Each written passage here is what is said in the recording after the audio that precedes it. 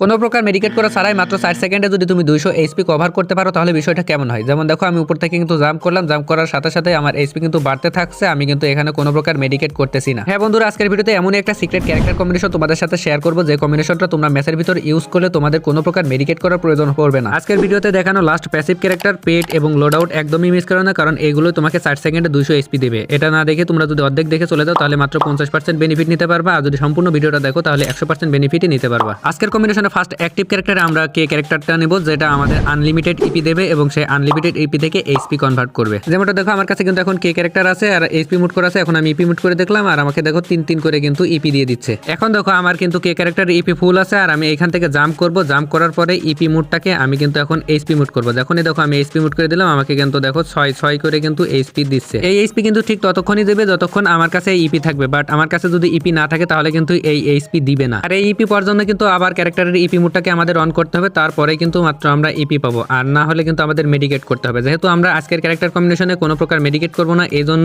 এই কে ক্যারেক্টারের পরে আমরা ফার্স্ট প্যাসিভ ক্যারেক্টারে যে ক্যারেক্টারটি নেব সেটা হচ্ছে ফর্ট ক্যারেক্টার। এই ফর্ট ক্যারেক্টার আমাদের কিভাবে হেল্প করবে তো সেটা দেখে না যাক। দেখো আমার কাছে কিন্তু ফর্ট ক্যারেক্টার আছে আর আমি এখান থেকে জাম্প করলাম, জাম্প করার পরপরই মোটামুটি আমার দেখো 100 মতো এইচপি খেয়ে গেছে। আর এখন দেখো ফর্ট ক্যারেক্টার আমাকে 4 সেকেন্ডে 40 এইচপি দিয়ে দিয়েছে। তুমি জোনে ড্যামেজ খাও কিংবা এনিমি তোমাদের ড্যামেজ দিক, এই ক্যারেক্টারের মাধ্যমে তোমরা কিন্তু এইচপিটা পেয়ে যাবা। আর এর কুলডাউন টাইম মাত্র 20 সেকেন্ড। 20 সেকেন্ড পর ড্যামেজ খাইলে এই ক্যারেক্টার আমাদের আবার এইচপি দেবে। এরপর আমরা যে ক্যারেক্টারটি নিব সেটা হচ্ছে লিওন ক্যারেক্টার। এই লিওন ক্যারেক্টারের অ্যাবিলিটি চলে এবার আমরা ভালোভাবে বুঝে নিই। দেখো আমার কাছে কিন্তু লিওন ক্যারেক্টার আছে, আমি উপর থেকে জাম্প করলাম, জাম্প করার পরপরই কিন্তু আমার 100 এইচপি খেয়ে গেল। আর খাওয়ার পরপরই দেখো এখন লিওন ক্যারেক্টারের স্কিলটা অন হয়ে গেল আর আমাকে 4 করে এইচপি দিচ্ছে এবং আমাকে টোটাল এইচপি দিবে দেখবা 60। 15 সেকেন্ডে টোটাল 60 এইচপি দিবে। তোমরা যদি স্ক্রিনের উপর খেয়াল করো দেখো 15 সেকেন্ড হয়ে গেছে আর আমি কিন্তু এই ক্যারেক্টার থেকেও টোটাল 60 এইচপি পেয়ে গেছি। এবার আমরা এই ক্যারেক্টার কম্বিনেশনের সর্বশেষ ক্যারেক্টার